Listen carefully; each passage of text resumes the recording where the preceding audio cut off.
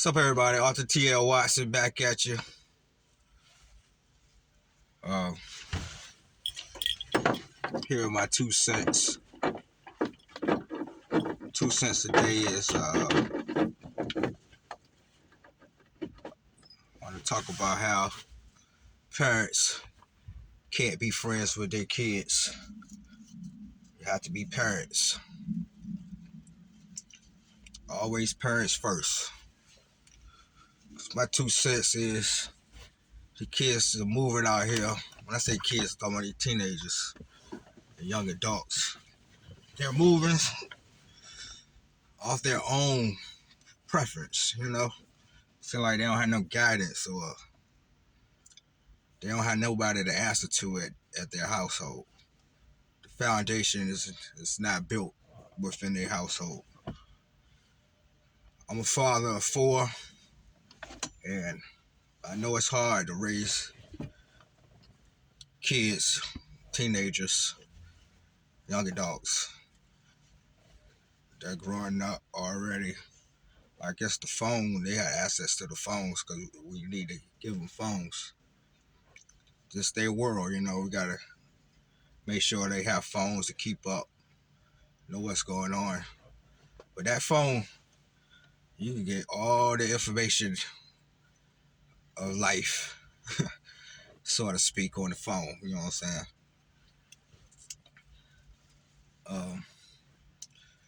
They're taking these phones and letting it be their world. The phones are the parents now, seem like, and that's what sucks. Because they get on these phones and they're thinking they know everything because what they see and hear on the phones. Parents got to be the overseer. We need to tell them what's real and what's not. Plus, parents have to be walking examples as well. I mean, I know drugs is a major influence in a lot of people's lives. Drugs can take over your life. Like if you have parents that's on drugs and they're addicted real bad or something, they probably not guiding the kids. They're probably not there for the kids. They're putting the drug first over the kids. Putting life over the kid. Putting that street life over the kids. So the kids out here fending for themselves, making their own decisions, and some do run to the gangs and stuff for guidance. And then some of these gangs are not showing them the right way. They're using the kids as crash dummies. And the kids, I don't know if they're realizing it, that they're crash dummies, or they want to be crash dummies. I mean, if you don't have nobody help guide you in the right direction in life, and they're making their own decisions, their decisions going to lead them right into jail or death. Because most of us choosing the wrong decisions. Plus, the parent should help guide their minds into wanting to do right. They need jobs. They need to work. They need not. They need to stop trying to find an easy way. You have to work, man. You have to get educated to build yourself up for a career. Because crime don't pay. Crime only pays. Crime only pays the funeral homes, the lawyers, and the judicial system. And once you get in jail, it seems like it helps intensify the kid, the teenager. All he doing is learning more streets when he going to jail. Some of the teens crashing out, they ain't never come home, because they probably committed murders and stuff. I'm a big fan of the news because I like to know what's going on in my communities, in our world.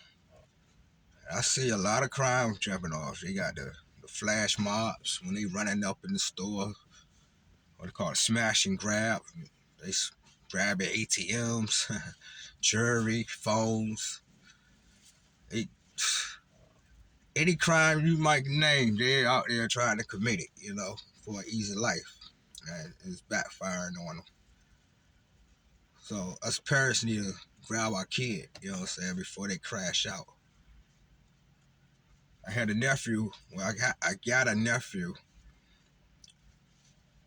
I tried to talk to him, but he was locked in on his own mind frame. It's like you couldn't tell him nothing. And I tried to the very end. He ignored my calls, and I seen him posting drugs. He was like trying to sell drugs on Facebook, and I was one of his friends on his Facebook list, and it came off my page, and boom, I tried to call him. Well, answer my call. He won't answer the phone. It sucks to sit here and see him going in the wrong direction and can't do nothing about it. I was his uncle. I'm not his immediate parent, So right that alone, he's not gonna really listen to me. My brother, my brother is his father. My brother passed away like 20 years ago. So I think that dwelled on his mind. He, I guess he felt he had no guidance. I can't tell you what the mother was doing with him, but he disrespected his mother here and there. He wanted to do his own thing, and his own thing led him to a murder, which he's now doing time for. He had 2 stints of jail. He went to jail one time. I really don't know the crime. I know he was certified gang member, which played a part of his first bid of 8 years. He came home after 8 years. He was talking all good and stuff, but I think since he left the streets early during his 8 years, he missed the streets even more while he was bidding. He also picked up a drug habit inside prison on that 8-year bid. So when he came home, I think he was still addicted to whatever drug he was on.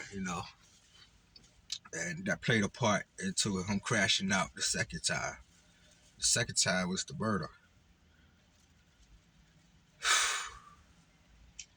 And I'm in Virginia, yo. You know what I'm saying? Commonwealth. Yes. The home of slavery. The home of slavery, One of the homes of slavery here in the South. So, who running Virginia. So that second time, I gave him, threw the book at him. Try to tell him, man, we the ones that don't want to be going up in these court systems with our black skin, because we get thrown away for the littlest things. So they see that you just came home for doing an 8-year bid. He was out it was out a little less than a year. He got in trouble again and got 30 years. So the majority of his time on this earth will be spent in a jail, in a prison system, And like I said, crime pays only for the judicial system, lawyers, judges, and funeral homes. Y'all out here chasing that bread, trying to get this easy money. All y'all doing is get easy money for those lawyers and judges and stuff. And the judicial system with the funeral homes. They get paid. It's like they the pimps. Y'all gets out there, or whoever do a crime, y'all the hoes. Yes, they're loving it. You're out here thinking it's easy life or whatever. You don't know that you are basically helping to fund their cause. Whatever cause you think you doing out here on these streets, if it's crime related, you're only helping them. So we need to help. We need to help y'all realize that. That's why I do these videos. Like I said, a lot of people pass me by and they don't want to hear no positive stuff. But one day you gonna now realize that I know what I was talking about. I went through it. I won't gonna sit here and do no 30-year bid. I'm not giving those people that time. They can't have that. I'd rather be out here working a 9 to 5. As you see the hat on. You got the vest on. You have to work. Plus, you have to find your talent. You have to find something that you love and like to do, and see if you can find a way to get paid off it. I'm not talking crime. I'm talking about like me. I write books. I like to write books. And our community gives us a lot to write about. Our world gives us a lot to write about. So I traded in all that crime mess to try to do something positive. I try to use these books I write to help guide you, give you some game. I want to keep y'all on these streets. A lot of guys in jail and prison right now are wishing they had a 9 to 5 to go to, so they can work their job and come home and kick their feet up, watch some TV, or eat a nice meal, have relationships. Jail and death is not where it's at early in life. You know how to crash. Take your time, be patient. And parents, if you're not doing the right thing, that's what you're gonna be dealing with your kid. Kid running the streets wild. You have to be a parent and do what you have to do to make sure these kids is going in the right direction. If it's kicking that habit, you have to kick the habit. Especially with fentanyl going on. So any given day you might hit the raw drug and you die. You know what I'm saying? A lot of people out here